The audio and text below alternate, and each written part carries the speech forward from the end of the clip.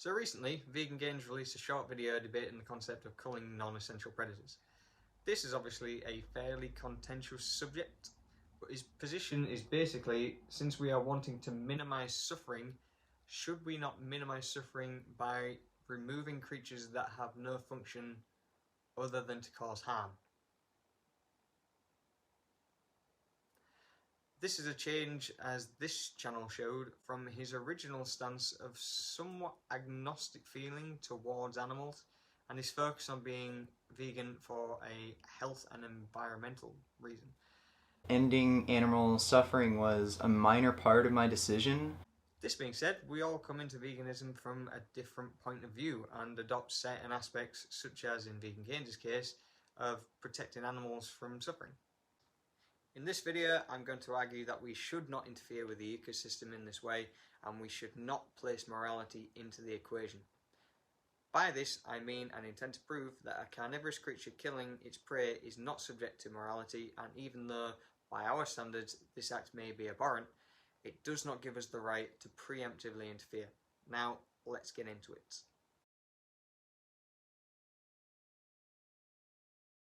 The question posited, should we kill predators to ensure minimal suffering where the predator is deemed non-essential, is one that you would think to automatically disregard as non-vegan, since such an action would require harm towards an animal.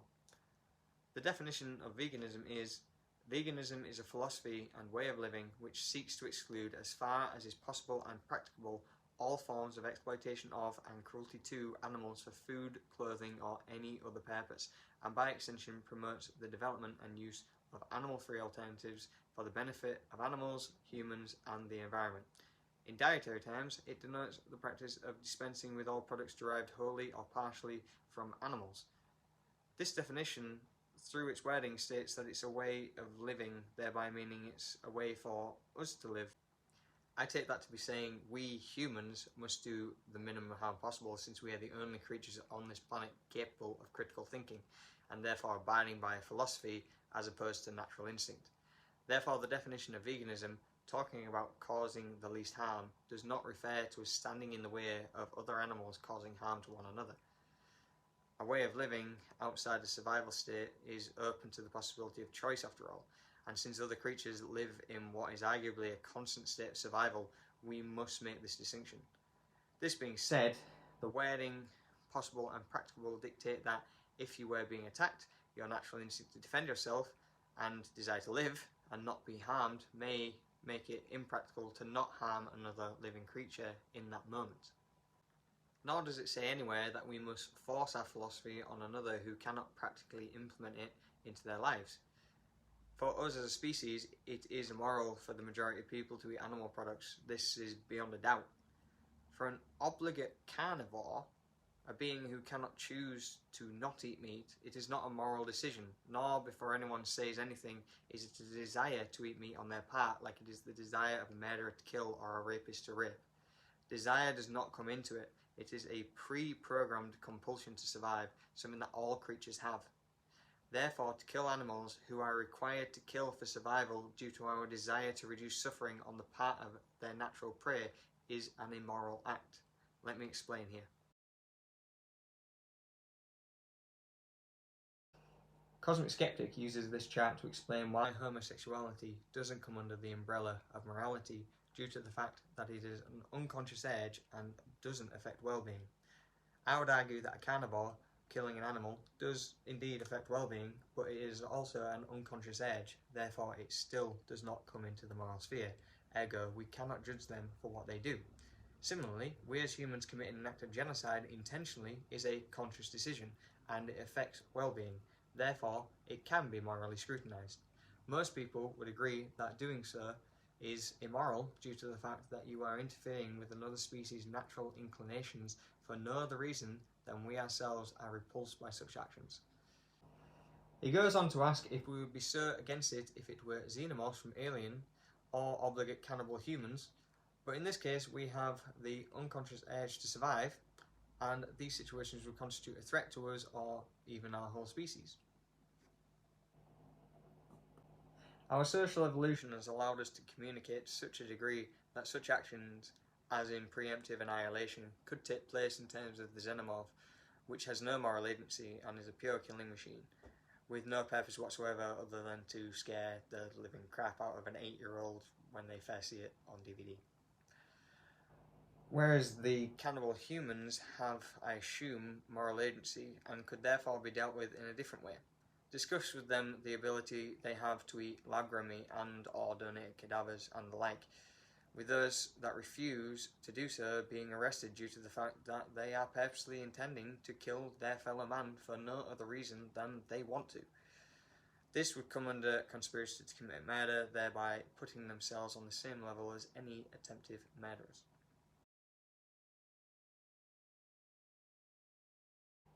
In the moment, if we see and can aid a prey animal in survival, could we interfere?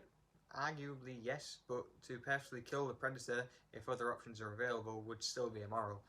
Now, where that line is a grey area. I have no doubt many people would have many different viewpoints on where the justification to cause harm ends and starts. But if there is a way for all parties to survive that causes the minimum harm possible, that is where it is. This would obviously be different in each situation, but then we come back to the definition of veganism. In each situation, we are to cause the least amount of harm possible.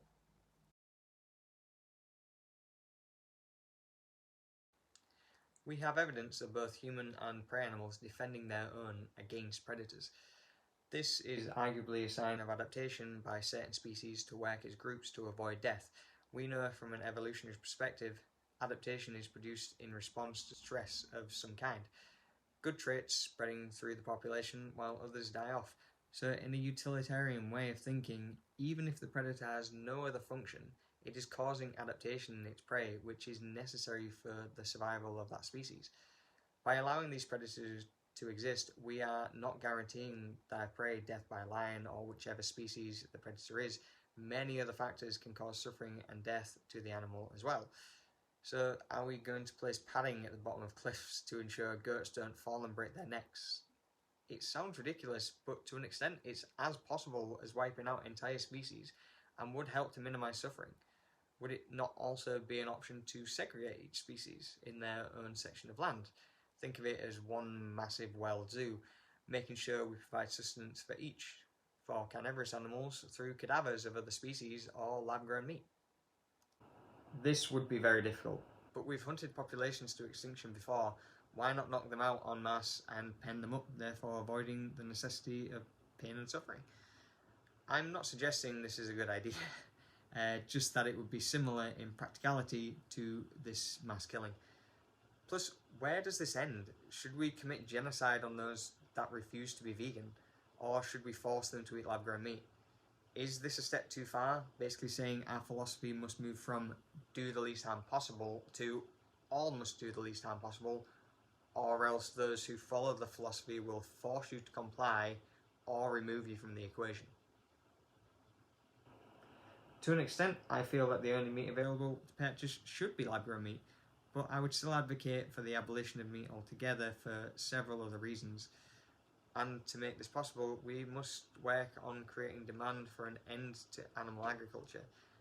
This being a debatable point shows that as humans, we are the only non-essential predator. Vegan Gains mentioned several times it would only be for animals that have no real function in the environment. But that would mean humans. We are essentially irrelevant to the ecosystem. If anything, we're a hindrance. Vegan Gains also has a debate with a vegetarian recently, which I believe pokes holes in the logic of the argument he posed in the culling debate. Although I think that the vegetarian debate was easily won by Vegan Gains, it must be noted that his opponent had a similar utilitarianism argument for him. It was put forward by his opponent, why shouldn't we all eat the minimum we need to survive to reduce our impact on crop death, although these numbers are small? Such an argument at this moment is comparable. How can we argue that we must kill all non-essential predators and continue all non-essential consumption ourselves, which does lead to, unfortunately, some incidental deaths regardless of how careful you are? These deaths are not huge in number, but they happen. Why cause more than is necessary just to survive if we are culling non-essential predators to ensure the least amount of suffering possible? Plus, what exactly is a non-essential predator? At what point do we determine a predator is non-essential in an environment? We have a track record of culling populations and making things worse. All predators, except humans in the UK, have been wiped out for the most part. Foxes are an obvious exception. Although this seems to have not affected us, the overall ecological impact is not fully understood, as these species were wiped out before modern forms of observation came into practice. For instance, take the wild boar. Not the most important creature at first thought, but with their reintroduction into the landscape, they seem to have an effect on rodent and badger populations through competing for similar food sources. This may lead to a symbiotic population control. The badger, for instance, is despised by farmers in this country due to the idea that it spreads TB in cattle, so farmers regularly cull them, but according to recent reports, our controls have possibly made things worse. Scientific findings indicate that the rising incidence of disease can be reversed and geographical spread contained by the rigid application of cattle-based control measures alone. Essentially saying the culls were pointless. My point here is that human interference seems to lead to us thinking we know what we are on about, but are actually causing the problem to persist. Obviously, the talking point here is moot due to the fact that we would not be keeping cows captive in a vegan world, but on a side note, the spreading of disease also causes suffering, so wild animals that are known to spread disease to other creatures, would they also be on the cull list? Going back to the wild boar, if they were in competition with the badger somewhat for food, this decrease in population that would come alongside it may have a greater effect on keeping both populations at a manageable level and reduce the spread of TB due to the lowering of the population through natural means. This is all conjecture, don't get me wrong, but I want to drive home the fact that this is one instance of one creature having an effect on multiple different creatures' populations, so times this effect by thousands throughout the world. I would argue that we cannot predict the impact of culling all these species based on the fact that when we have removed a species, the effects have only been seen after the fact, and reintroduction has led to much discussion around things such as this.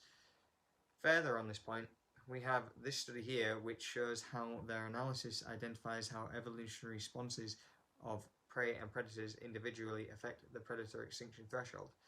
That's symbiosis at work. It must be noted that we have research showing our understanding of how specific species affect their environment is not comprehensive, thereby negating our ability to determine what species are quote-unquote necessary, as can be seen in this study, which is comparing 3 functionally contrasting sediment-dwelling marine invertebrates' effect on fluid and particle transport. Yes, they're not lions or wild dogs or polar bears, but it shows how minute differences between species affect their environment, effects we did not notice until recently.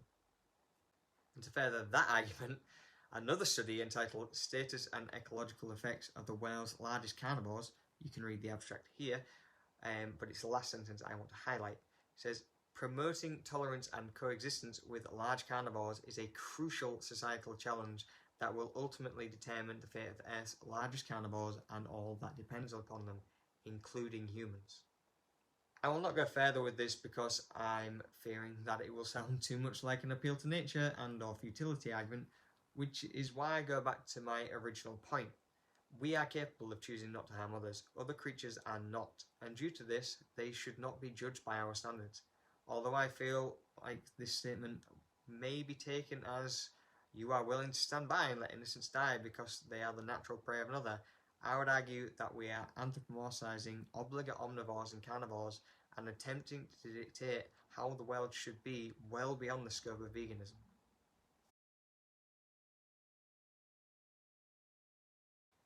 We do not need to eat meat. In fact, much research suggests we are actually herbivorous. They do, and they are that way by natural design. Appeal to nature, maybe, but why should we have a say? Are we ever better than nature in planning the world in any other sense? Do our actions not do more harm than good? Has another creature ever caused as much damage or any other species than humans have? And humans in a desire for what we want rather than what we need. We are not destroying the Amazon because we need to. now are we?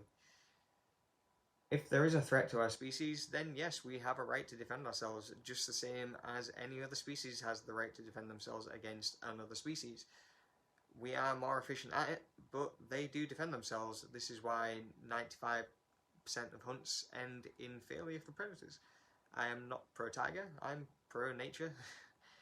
We are not above nature. We do not have the right to decide who lives and dies based on which parts of nature make us feel good and which parts do not. Some parts are horrible. Yes, some spiders are horrible in how they kill. Yet why should we decide which species have the right to survive when they are not causing mass extinctions nor committing holocausts through desire alone, and are naturally inclined to live this way without the ability to question themselves, nor massively damaging their environment in the process? A wolf killing a rabbit is not comparable to a non-obligate omnivore force breeding animals into existence purely for taste preference. This is a completely unnecessary practice, whereas the wolf killing the rabbit serves the purpose, however ugly it may seem, of weeding out the weak, the old, or the stupid in that species, while also causing wolves that are incapable of being efficient in their natural inclinations to die off. Again, I point towards the study from a moment ago talking about co-evolution.